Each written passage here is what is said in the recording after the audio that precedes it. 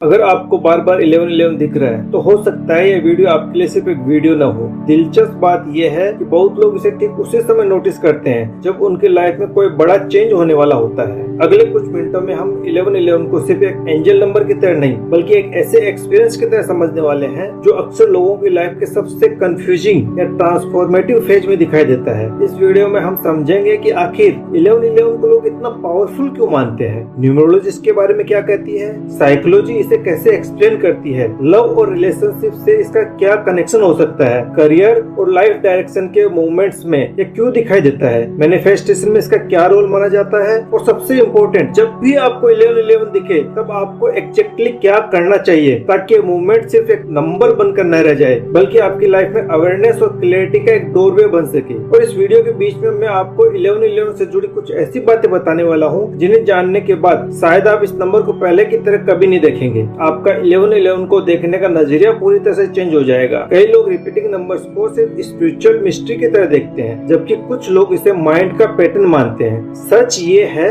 कि 11-11 को समझने के लिए हमें उसे दोनों एंगल से देखना होगा। यही कारण है कि इस वीडियो में हम न तो ब्लाइंड बिलीफ की तरफ जाएंगे और नहीं हर चीज को तुरंत गलत मानेंगे बल्कि उसे एक समझदारी वाले नजरिए से देखेंगे और समझने की कोशिश करेंगे। क्योंकि कई बार लाइफ में जो चीज हमें कोइंसिडेंस लगती है वही चीज धीरे धीरे एक पैटर्न बनकर हमारे अटेंशन को किसी डीपर डायरेक्शन में ले जाती है। और कई बार ट्रांसफॉर्मेशन की शुरुआत बस इसी अवेयरनेस से होती है कि हम अब ऑटो पायलट मोड में नहीं बल्कि कॉन्शियस तरीके से जीना शुरू कर रहे हैं। लेकिन यहाँ एक ऐसी बात है जो 11-11 के इस पूरे एक्सपीरियंस को सही मायने में समझने का रास्ता दिखाती है। एक मोमेंट के लिए सोचिए, आप अपनी नॉर्मल लाइफ जी रहे हैं, वर्क, रिस्पॉन्सिबिलिटीज, डेली रूटीन। अचानक किसी दिन आप क्लॉक देखते हैं और टाइम होता है 11-11। आप उसे इग्नोर कर देते हैं। कुछ दिन बाद फिर वही नंबर दिखता है, फिर कभी फोन की स्क्रीन पर, कभी बिल पर, कभी किसी कार की नेम प्लेट पर। धीरे धीरे आपके मन में एक सवाल उठता है, आखिर ये नंबर बार बार मुझे ही क्यों दिखाई देता है। यही वो मोमेंट है जहाँ से 11-11 की स्टोरी शुरू होती है। क्योंकि रिपीटिंग नंबर्स का एक्सपीरियंस अक्सर तभी नोटिसेबल बनता है जब लाइफ के कुछ चेंज होने की प्रक्रिया चल रही होती है। और यहीं से कहानी थोड़ा इंटरेस्टिंग हो जाती है। अगर आपके साथ भी ऐसा हुआ है और आपने भी अचानक 11-11 को नोटिस किया है तो नीचे कमेंट में अपना एक्सपीरियंस जरूर शेयर कीजिए।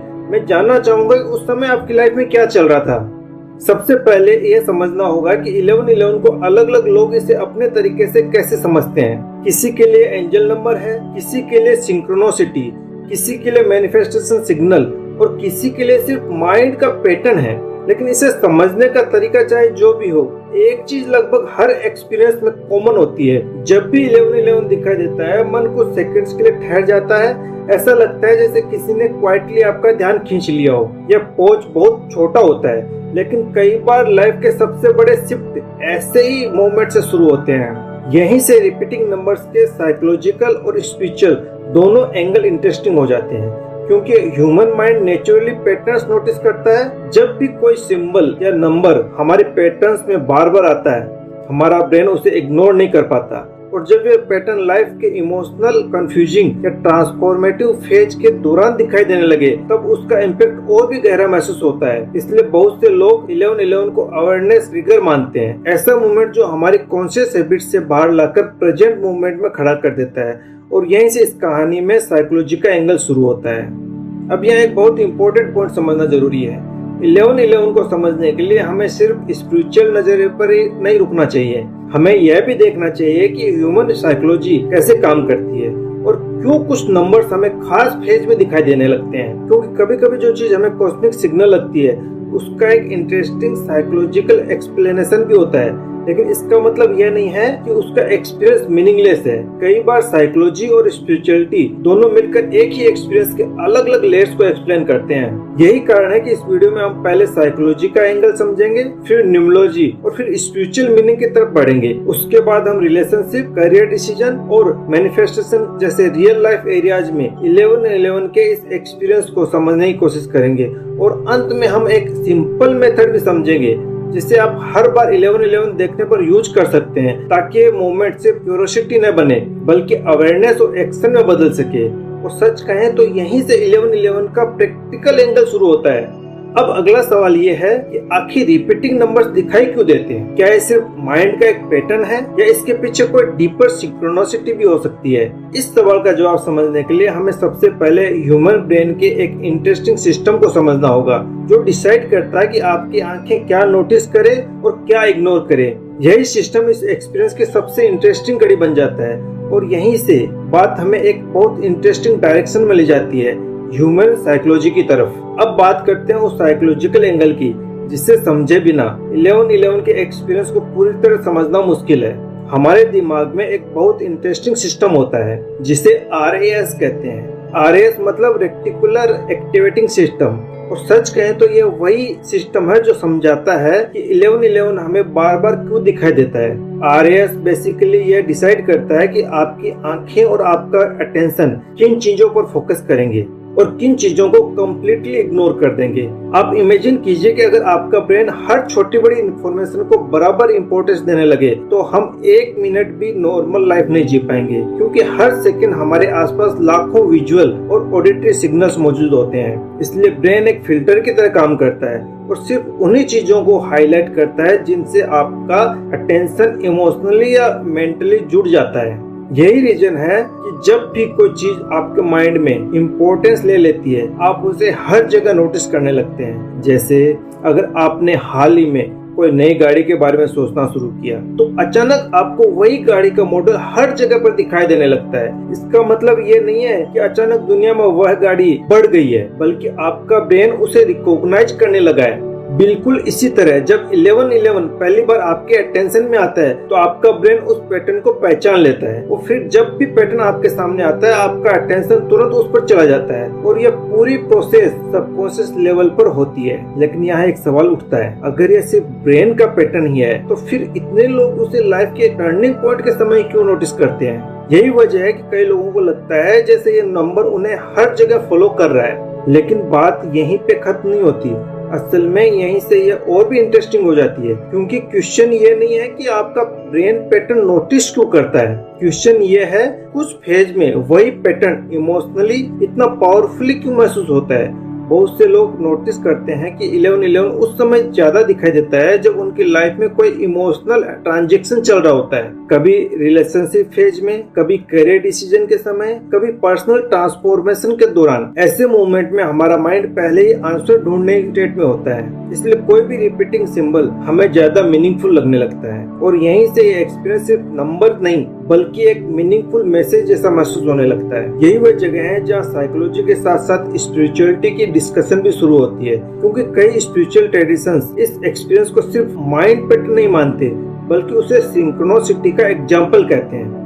सिंक्रोनिसिटी का कॉन्सेप्ट सबसे पहले साइकोलॉजिस्ट कार्ल जंग ने एक्सप्लेन किया था। उनके अनुसार कभी कभी लाइफ में ऐसे कोइंसिडेंस होते हैं जो टेक्निकली रैंडम होती है, लेकिन उनका टाइमिंग और कॉन्टेक्स्ट इतना मीनिंगफुल होता है कि वे हमें किसी डीपर कनेक्शन का एहसास कराती हैं। यानी दो इवेंट जिनका डायरेक्ट कॉज इफेक्ट रिएक्शन नहीं होता, लेकिन फिर भी एक ऐसे मीनिंगफुल पैटर्न क्रिएट कर देते हैं। और यही वह जगह है जहाँ साइंस और स्पिरिचुअलिटी की डिस्कशन एक साथ आकर खड़ी हो जाती है।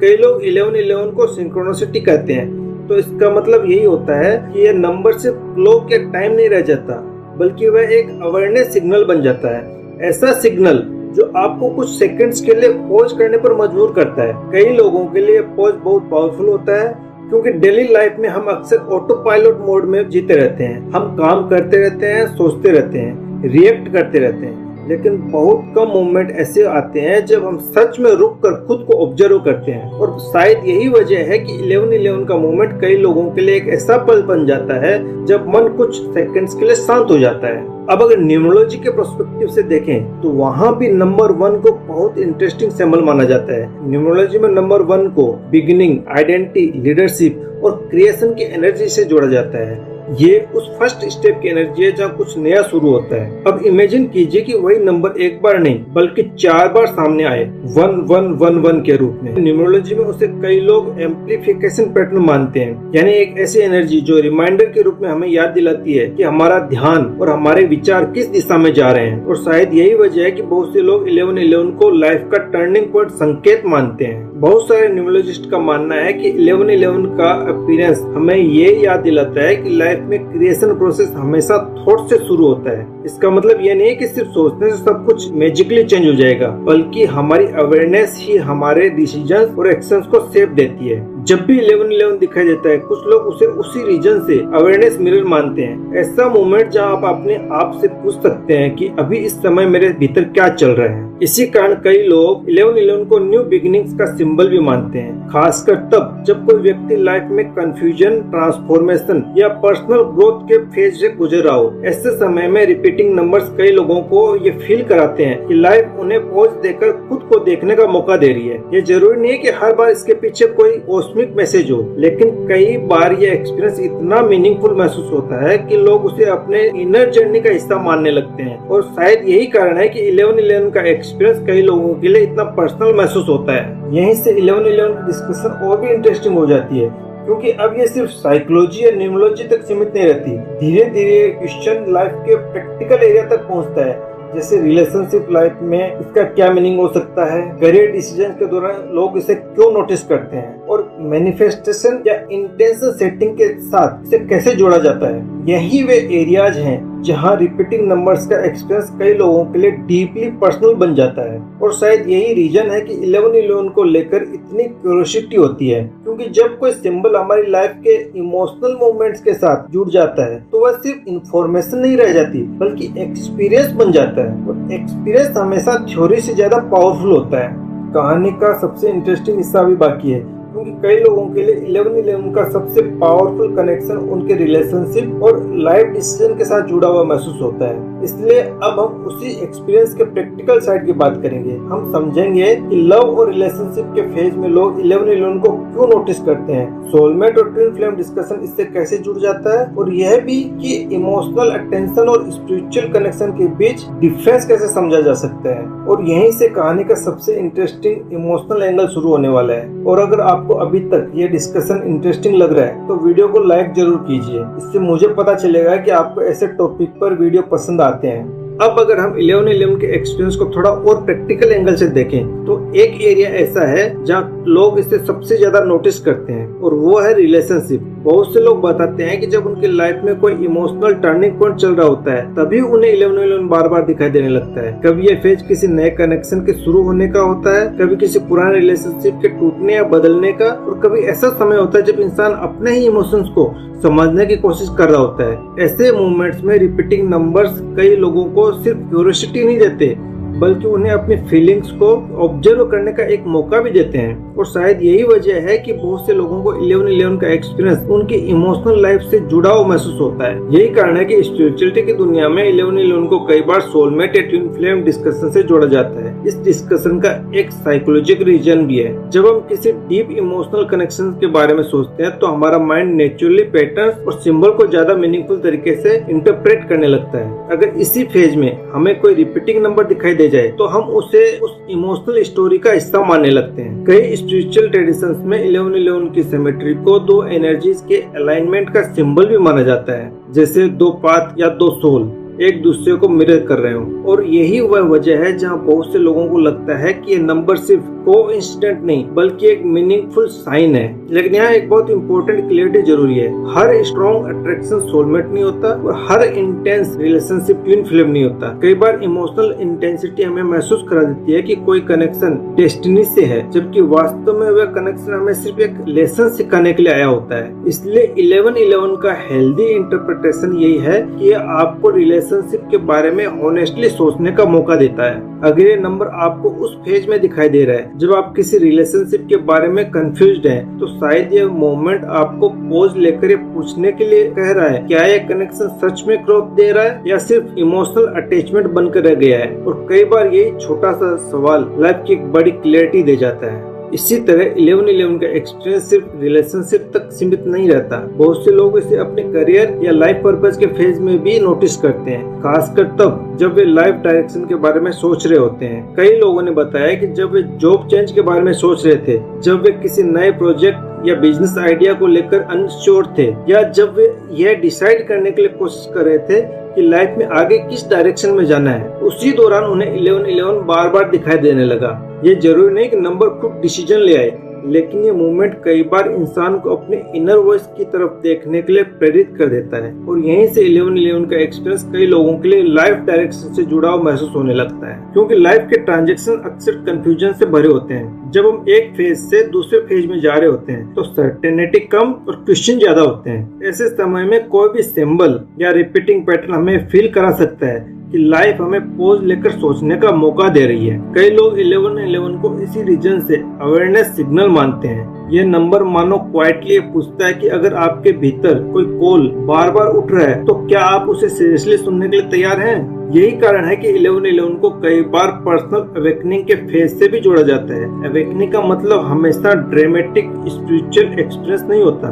कई बार इसका मतलब बस इतना होता है कि इंसान धीरे धीरे अनकॉन्शियस हैबिट से बाहर निकलने लगता है। वह अपने डिसीजंस को ऑटोमेटिकली नहीं बल्कि कॉन्शियसली लेने लगता है। वह नोटिस करने लगता है कि उसके थॉट्स, इमोशंस और एक्शंस किस डायरेक्शन में जा रहे हैं। जब लाइफ इस स्टेज पे पहुंचती है तब छोटे छोटे सिंबल भी मीनिंगफुल महसूस होने लगते हैं और शायद यही वो मोमेंट होता है जब इंसान अपनी लाइफ को पहली बार थोड़ी गहराई से देखना शुरू करता है। और शायद यही रिपीटिंग नंबर्स की सबसे इंटरेस्टिंग क्वालिटी है।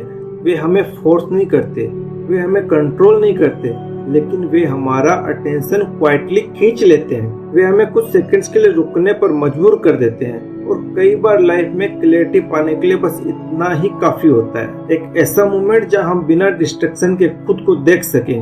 अब यहाँ से 1111 की डिस्कशन एक और डायरेक्शन में जा रही है और वो है मैनिफेस्टेशन, क्योंकि बहुत से लोग 1111 को मैनिफेस्टेशन मूवमेंट के रूप में भी देखते हैं। आपने शायद कई बार सुना होगा 1111 पर विश मांगो या इंटेंशन सेट करो, लेकिन मैनिफेस्टेशन को अगर प्रैक्टिकल तरीके से समझा जाए तो ये सिर्फ विश करने का प्रोसेस नहीं है। ये अवेयरनेस, इंटेंशन और एक्शन को एक डायरेक्शन में अलाइन करने का प्रोसेस है। और यहीं से 1111 की कहानी का एक और इंटरेस्टिंग लेयर शुरू होता है। अब हम मैनिफेस्टेशन के उसी कॉन्सेप्ट को थोड़ा गहराई से समझेंगे। हम ये देखेंगे कि लोग 1111 को मैनिफेस्टेशन मूवमेंट क्यों मानते हैं, उस समय थॉट्स और इमोशंस का रोल क्या होता है और एक सिंगल मेथड क्या हो सकता है जिसे आप हर बार 1111 देखने पर यूज कर सकते हैं, ताकि ये मूवमेंट सिर्फ क्यूरियोसिटी न बने बल्कि कॉन्शियस एक्शन में बदल सके। और शायद यही वह हिस्सा है जिसका इंतजार सब लोग करते हैं। अब हम उस हिस्से पर आते हैं जिसके कारण 1111 के बारे में सबसे ज्यादा क्यूरियोसिटी होती है, और वो है मैनिफेस्टेशन। आपने शायद कई बार सुना होगा कि जब भी घड़ी में 1111 दिखाई दे तो तुरंत विश मांगनी है।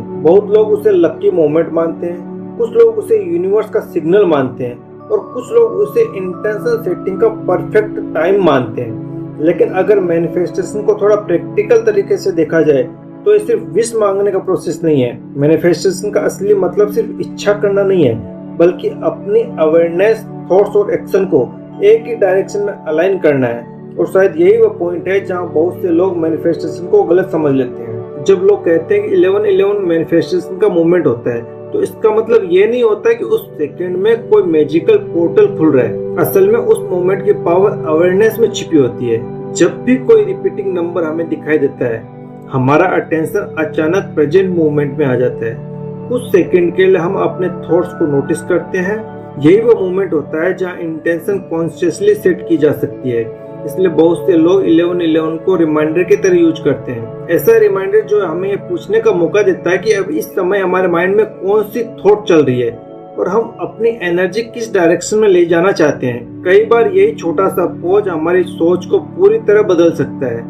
और यही वो मोमेंट होता है जहां ज्यादातर लोग सबसे बड़ी गलती करते हैं। वही गलती जिसकी वजह से 1111 का मूवमेंट सिर्फ एक कोइंसिडेंट बनकर रह जाता है।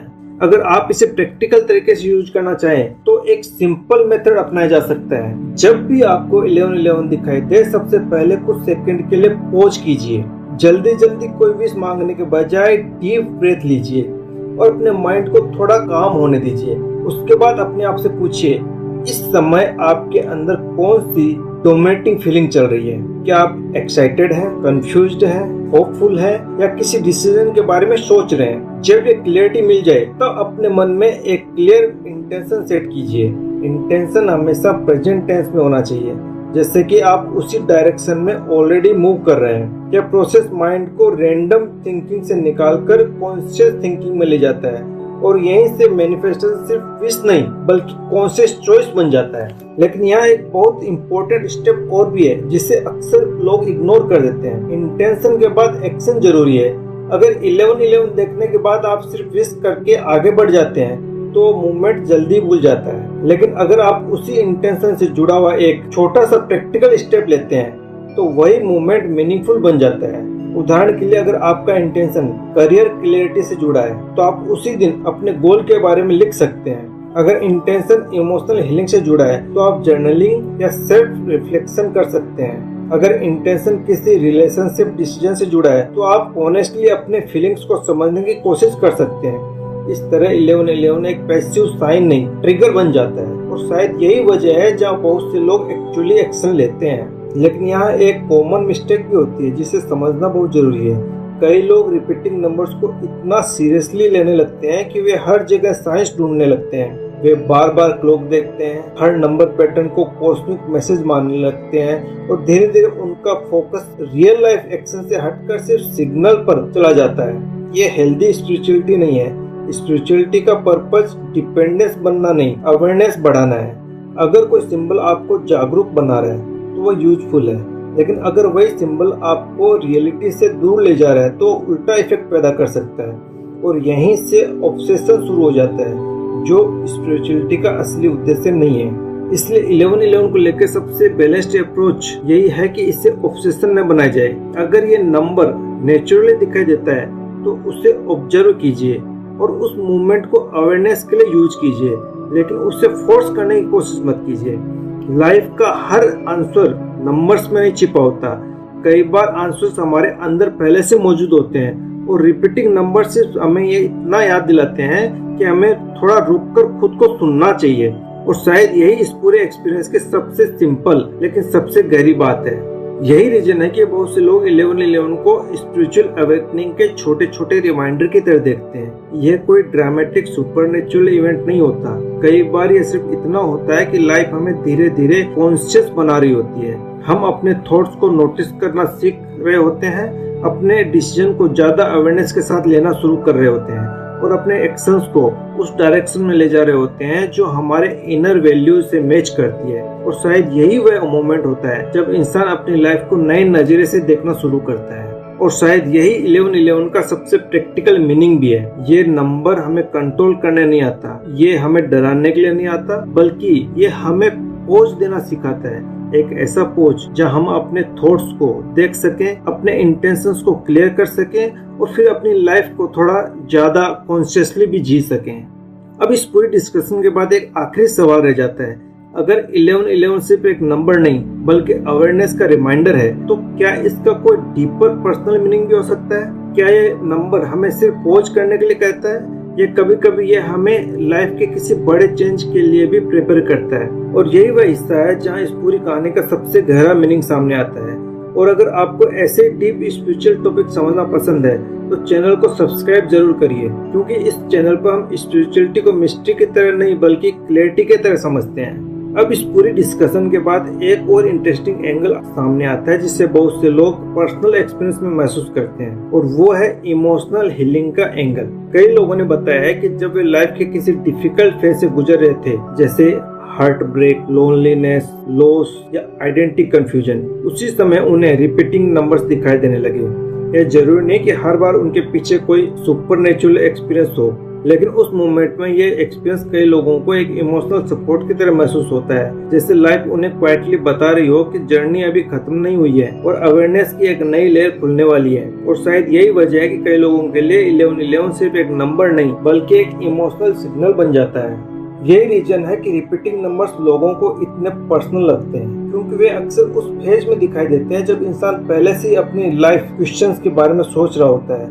जब हम इमोशनली सेंसिटिव या रिफ्लेक्टिव स्टेट में होते हैं तो हमारे आसपास की छोटी छोटी चीजें भी मीनिंगफुल लगने लगती है। कई बार वही मोमेंट्स हमें अपने इनर वर्ल्ड के साथ रिकनेक्ट करने का मौका देते हैं। इसलिए बहुत लोग 11/11 को सिर्फ नंबर नहीं बल्कि एक रिमाइंडर मानते हैं, एक ऐसा रिमाइंडर जो उन्हें याद दिलाता है कि उनकी लाइफ रैंडम रिएक्शन से नहीं बल्कि कॉन्शियस चॉइसेस से भी सेफ हो सकती है।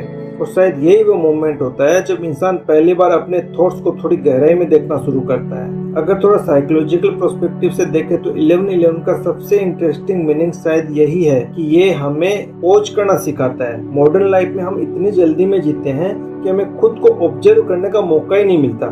थॉट्स आते हैं, इमोशंस आते हैं, डिसीजन होते हैं और हम बस आगे बढ़ते रहते हैं। लेकिन जब कोई सिंबल हमें रुकने पर मजबूर करता है तो अचानक में ये देखने का मौका मिलता है कि हमारे अंदर क्या चल रहा है। यही अवेयरनेस धीरे धीरे पर्सनल ग्रोथ की शुरुआत बन जाती है।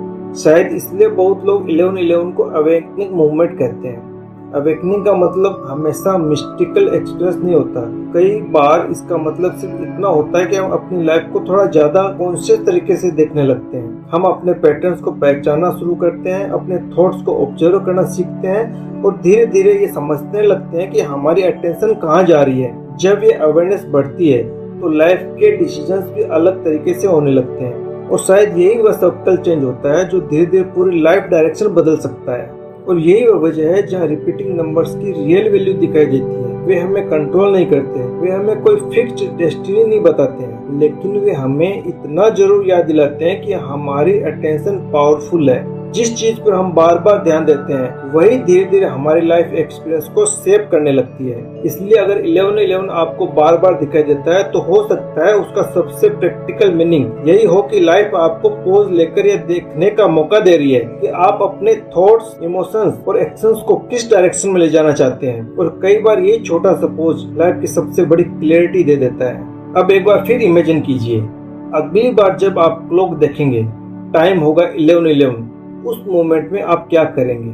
क्या आप उसे सिर्फ एक नंबर की तरह इग्नोर कर देंगे या कुछ सेकंड रुक कर अपने थॉट्स को नोटिस करेंगे? क्योंकि कई बार लाइफ के बिगेस्ट चेंजेस किसी बड़े इवेंट से नहीं बल्कि एक छोटे अवेयरनेस मूवमेंट से शुरू होते हैं और शायद यही 11/11 का सबसे पावरफुल मैसेज भी है। तो अगली बार जब आपको 11/11 दिखाई दे उसे सिर्फ टाइम की तरह मत देखिए, एक पल रुकिए, उसे एक छोटा सा पॉज समझिए, एक ऐसा पोज जहां आप खुद से पूछ सकते हैं कि इस समय आपकी लाइफ किस डायरेक्शन में जा रही है और आप सच में किस डायरेक्शन में जाना चाहते हैं। शायद यही मोमेंट आपके लिए क्लैरिटी का स्टार्टिंग पॉइंट बन सकता है। अगर आपने भी कभी 11/11 नोटिस किया है तो नीचे कमेंट में जरूर लिखिए उस समय आपकी लाइफ में क्या चल रहा था। क्या वह फेज रिलेशनशिप का था, करियर डिसीजन का था, इमोशनल हीलिंग का था या किसी न्यू बिगिनिंग का? क्योंकि कई बार दूसरों के एक्सपीरियंस सुनना भी हमें अपने एक्सपीरियंस को समझने में मदद करता है और हो सकता है आपकी स्टोरी किसी और के लिए भी क्लैरिटी का कारण बन जाए।